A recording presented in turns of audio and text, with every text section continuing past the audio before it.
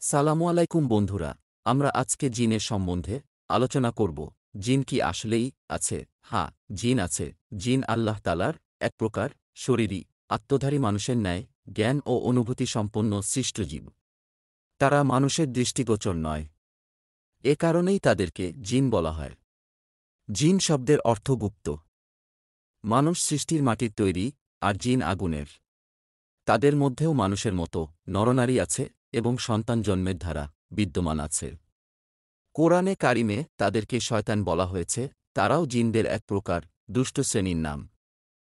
জিনদের অস্তিত্ব কোরআন ও সুন্নাহর অকাট্য দলিল দ্বারা প্রমাণিত। আল্লাহ তাআলা বলেন, আমার প্রতি ওহী নাজিল করা হয়েছে যে জিনদের একটি দল কোরআন শ্রবণ করেছে, অতঃপর তারা বলেছে, আমরা বিস্ময়কর কোরআন শ্রবণ করেছি। জিন অস্বীকার করা কোপর।